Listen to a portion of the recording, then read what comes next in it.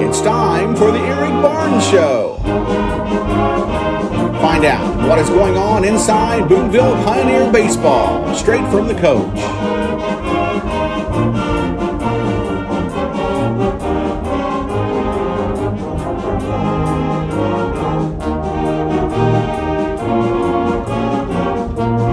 Exclusively on the Southwestern Indiana Sports Network. Wanting to scan those old videos, films, or audio to DVD? We'll look no further than Milligan Communications. We can also scan your old pictures, slides, and negatives to picture quality as well. With thousands of happy customers, let Milligan Communications help put your treasured memories on a digital media. Call Milligan Communications today at 812-630-2449. Milligan Communications, capturing your yesterdays. This is your IHSAA. This is your state. This is your high school. This is your athletic association. Fans, I'm IHSA Commissioner Paul Knighty, and we're here to make sure that all of this remains yours. This is your state. This is your community. This is your IHSAA. Hey everyone, Joey Chestnut here, world champion competitive eater. I follow Southwest Indiana Sports Network, and if you're hungry for sports, you should follow them too.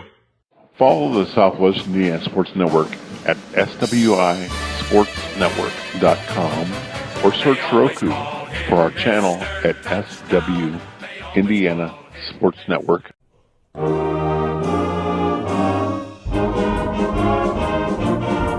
And welcome to this week's Eric Barnes Show. Coach, last week on Tuesday, actually, that was rained out. Your first game last week was against Evansville Reitz, and then your next game was away at Southridge. You got to go to League Stadium and play a game. And why don't you recap both those games for us? So we got to play at two really nice facilities. Had the pleasure of going back to the University of Evansville because the Evansville Otters started at Bosse Field. Reitz had to move us there, and so that was their senior day, but it was nice to be able to get back out there and get some more experience on the turf. Really nice ball game. We wound up losing 4-3, but it was really a tale of two halves. Kiefer Parsons for them with senior left-handed arm was really good. Punched out 13 of our guys, but we were able to battle late in the game as he started to lose velocity a little bit.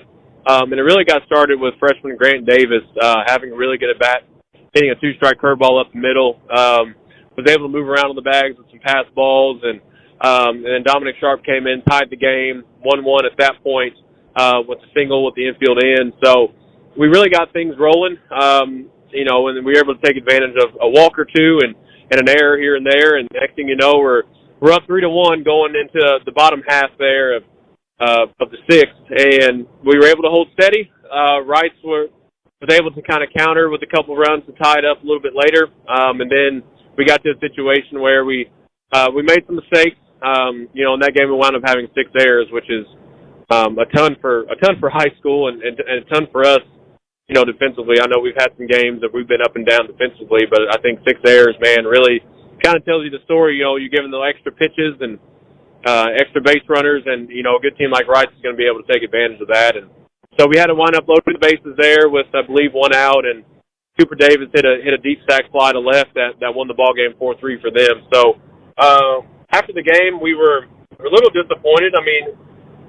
Again, it was a tale of two halves. We really struggled the first part of the game, making contact, and then Tyler Reinhardt hit a solo home run to tie it up 1-1 at that point, and it got us going, and then we just kind of fed off of that. But then at the end, mistakes can hurt you, in key spots, and that's kind of what happened to us. We sort of shot ourselves in the foot there, but give Reitz a lot of credit. They battled, and they continued to play hard the entire game. So that one was a disappointing one, but we were hoping to bounce back with Southridge the next night.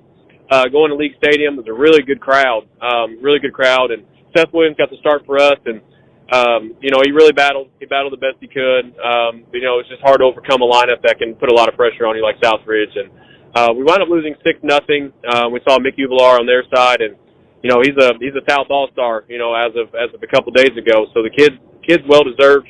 Going to Oakland City, and we really had a tough time with him. So they rode him for about 6 innings, and they got the lead comfortably, pulled him, and went to another guy to finish. But he was really impressive.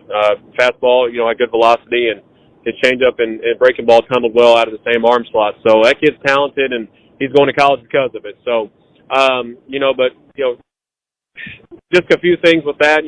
Really, I was hoping the energy was going to be a little more intense, a little more there, and especially kind of having some feelings after that last game against Rice, and it just came out flat. We just didn't get a lot going.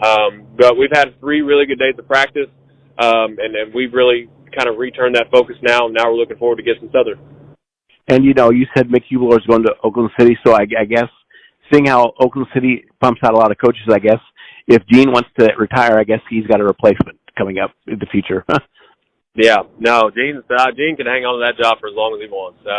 Does a really good job with those kids, and he had a super talented class when he first took the job. Colson Montgomery and Chase Taylor and Camden Gasser and some other guys there, and they were able to accomplish the goal of winning the state championship. Those guys hang around forever, so he's done a great job of just kind of building for the future, and getting those next guys prepared to go step in those spots. And he's done an awesome job. And Mick's gonna do really good things at Oakland City. Coach Lasher, I saw they just had a school record for wins. I believe they were 34-24, finishing out their season in the World Series. So I believe he's going to be able to step right in and be a big contributor early as a freshman. So a lot of good things for Southridge in the future. And we'll be back on the Eric Barnes Show right after these messages for our sponsors. You're listening to Southwest Indiana Sports Network, powered by Red Rose for Communications. You dream it, we create it at Street Dreams. Custom paint, fabrication, stereos, wheels, tires, and more. We're also your authorized Sinister Sound dealer. Street Dreams, 317-624-1000, where you expect quality and get.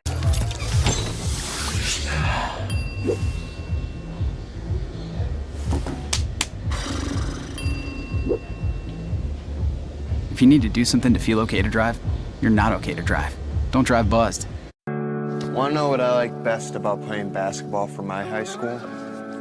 I like it because it's a place where my friends get to see me play. I like it because I'm playing for someone besides myself. I'm playing for everybody in my school and every person in my community. Indiana High School Sports.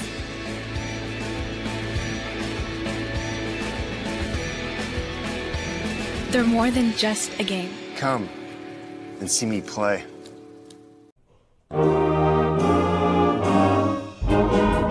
And welcome back to the Eric Barnes Show. And I know you guys got a lot to do yet this season, but you played a great schedule, which is going to help you in the tournament. But also, I looked at your stats, and especially hitting wise, it's a very good mix between seniors and underclassmen. We've gotten a lot of help from a lot of different areas. We've had some guys who were maybe down a little bit when you're looking at average and other things. They've really made a big jump. You're looking at Seth Williams probably for sure. One that's really kind of been our most improved player, and not just defensively and in the box, but on the mound as well. It's one of those things where it's a really nice surprise to see what he was able to do for us. We had some guys struggle early. Dominic Sharp was one of those, and he's come on late. The average is starting to climb a little bit higher, but he's starting to have really good at-bats now, and I think that's really big for us because we're going to need him. And Ryan Hart, Hunter Keebler, Jake Fuller. I mean, we're going to need everybody we can to really step in and be a guy in a spot, for us. So we know Gibson's going to be tough, and losing 4-1 to them, we're thinking about revenge, and it's not going to come easy. We're going to have to do a lot of little things, so in practice we've taken care of a lot of defensive coverages and executing offensively on different things and just putting them in situations that are uncomfortable because we know that's exactly what we're going to face tomorrow. Crowd's going to be big. Memorial Ball game's before us, so we know the winner's going to sit there and take notes and try to figure out how they're going to game plan for the winner of that game. And, but it's exciting.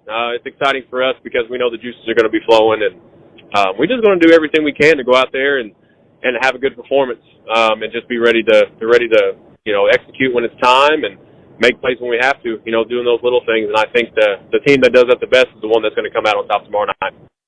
So, you've already played Gibson Southern. Is it an advantage or disadvantage to have played a team for the tournament? It's a little bit of both. I'll say from the advantage point, usually the hitters you see then are probably mostly going to be the same hitters that you see when you face them again. Obviously, a lot of at-bats between then and now. But some of the disadvantages, I believe, are just pitching. We saw Garrett Reed last time, but we know that Adam Thompson's another option they have, Tanner Boyd. So you just don't exactly have an idea, which direction they're going to go. And we can kind of say the same thing. I think there's a couple guys, especially that we could put in that spot and we feel really good about. But it's going to be some good and bad, but the nice thing is you're able to kind of track your opponent once you find out who it is and learn a little bit more about their tendencies and things that they like to do. And, speaking to other coaches and things like that. And Coach May's going to do the same thing. He's going to try to find out everything about us he knows. So it's a little bit of both, especially when you play so early. That's I believe our third conference game of the year, third, fourth, and, it's just a lot of season after that. So, we're going to take that in stride, and, ultimately, we can focus on, cleaning up some of the little mistakes we've had from previous weeks and, just really play against the baseball. I think that's ultimately what we need to focus on and not worry so much about opponent, but how are we going to take care of it when the ball's hitting our direction. Well, Coach, good luck this week and go get that first victory on the way to a sectional championship. I appreciate it, Joe. It's been a pleasure this year to be able to speak to you and talk about my team and my coaching staff. And, hopefully you're able to kind of see exactly what we're trying to do for the future. And, hopefully this isn't the last time that we talk, but hopefully the next time we do talk, we can talk about how well the Pioneers performed that night. So we're going to take all the luck that we can get, and we're just going to hope that we can take it one step at a time and accomplish our goals just little by little. So, again, looking forward to talking to you and just appreciate you speaking with me throughout the season. You've been listening to the Eric Barnes Show on Southwest Indiana Sports Network, powered by Milliken Roseburg Communications. We'll see you next week.